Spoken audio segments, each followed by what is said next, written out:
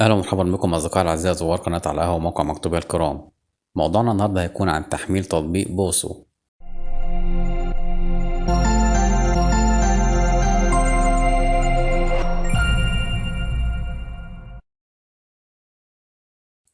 التطبيق اللي معانا النهاردة على موقع مكتوبي هو تطبيق خاص لتعلم اللغة الإنجليزية. هنبدأ نتعرف عليه أكتر من خلال الرابط الموجود بأسفل الفيديو في صندوق الوصف. زي ما احنا شايفين ده الموضوع الخاص بتحميل تطبيق بوسو على موقع مكتوبيا بآخر تحديث ليه بتاريخ 2022. طبعا أولى الخصائص اللي بنهتم بيها على الموقع إن احنا نقدم لكم كل ما هو جديد ومجاني من تطبيقات وألعاب. والتطبيق اللي معانا النهارده بيشتغل على الهواتف المحمولة سواء بنظام تشغيل أندرويد أو الأي أو إس لهواتف الأيفون. والتطبيق حجمه صغير جدا تقدر تحمله على الموبايل بتاعك بكل سهولة. وكمان بيدعم اللغة العربية. التطبيق فيه مجموعة كبيرة من اللغات اللي تقدر تتعلمها، يمكن تقريبا 12 لغة ما بينهم الإنجليزية والتركية والعربية. وكمان في مجموعة كبيرة من الحاجات اللي تقدر تستخدمها وتقدر انت تتواصل مع أشخاص تانية داخل التطبيق علشان تصحح الأخطاء. انتوا الاتنين متبادل، يعني ممكن يكون واحد عربي فهو جاي في اللغة العربية وبيحاول يتعلم اللغة الإنجليزية، يبدأ ان هو يحاول يصحح اخطاء لشخص باللغة الانجليزية بيحاول يتعلم اللغة العربية والعكس. هنبدأ دلوقتي، مش هنطول عليكم، ونبدأ نحمل التطبيق ونبدأ نفهمه معاكم. بعد ما فتح معانا التطبيق هنضغط على تثبيت، ولكن محمل التطبيق قبل كده فاضغط على فتحة عشان اجربه معاكم. زي ما احنا مش شايفين التطبيق يبدأ يفتح معانا، هنضغط على ابدأ بالتعلم.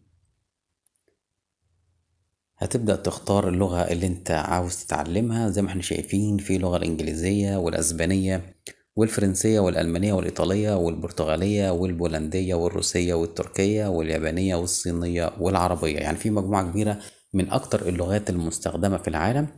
هنبدأ نختار مثلا الإنجليزية. هيبدأ يطلب منك الاسم، ونضغط على تابع. بعد كده هيطلب منك عنوان البريد الإلكتروني. تقدر كمان تسجل دخول عن طريق حسابك على فيسبوك أو حساب جوجل. زي ما احنا شايفين التطبيق فتح معانا، ودي الواجهة الرئيسية. هنا الدروس اللي موجودة داخل التطبيق، وتقدر ان انت تحمل الدروس دي وتستخدمها اوفلاين لو انت معاك حساب بريميوم. لكن لو حسابك فري هتبدأ ان انت تستخدمه اونلاين. زي ما احنا شايفين هنا مثلا مجموعة الدروس، بتبدأ يديلك المواقف وتبدأ تشوف الكلمات والمفردات الجديدة. كمثال معانا هنبدأ نجرب الدرس ده. زي ما شايفين هنا الكلمة وهي معناها مرحبا، Hi. وفي نفس الوقت هاي. Hello. Hi. زي ما احنا شايفين بيقولك بالعربي بنستخدم الكلمتين دول لإلقاء التحية. طبعا زي ما احنا شايفين البرنامج يبدأ معاك من البداية. زي ما احنا ملاحظين البرنامج بسيط في الاستخدام، وكمان البرنامج بيديلك في الأول إن انت تختار انت عاوز تتعلم اللغة الإنجليزية ليه، لأكتر من سبب، علشان يديلك الدروس اللي انت هتستفادها بأكتر قدر ممكن في الحاجة اللي انت عايز تستخدم فيها التطبيق. وهنا الإحصائيات اللي هتوفر لك الكلمات اللي انت بتحفظها أو اللي تاخدها جديدة، وكمان القواعد اللغوية الجديدة اللي بتاخدها عشان تعرف انت كل يوم بتتعلم قد ايه.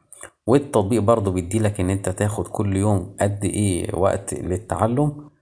هنا الأصدقاء، قائمة الأصدقاء، بتبدأ إن أنت تعمل البروفايل بتاعك علشان تبدأ تستقبل الصداقة من الأصدقاء، وتبدأ إن أنت تكون مجموعة أصدقاء تاخد أو ترسل ليهم تراسل معاهم وتشوف الأخطاء. هنا مثلا في المجتمع الخاص بالتطبيق هتلاقي فيه مثلا حد منزل سؤال بيقول لك مثلا هل السؤال ده الإجابته بتاعته صحيحة أو خطأ.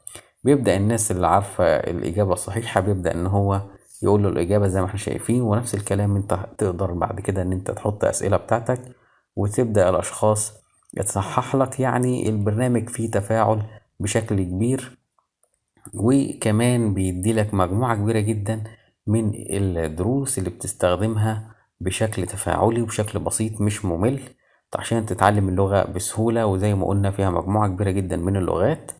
ونهاية الفيديو بتاعنا يا ريت ما تنسوش تعملوا لايك للفيديو، والجديد على القناة أول مرة شرفنا يا ريت ما تنساش تعمل سبسكرايب أو اشتراك. شكرا لكم. كان معكم أحمد من موقع مكتوبي وقناة علقة.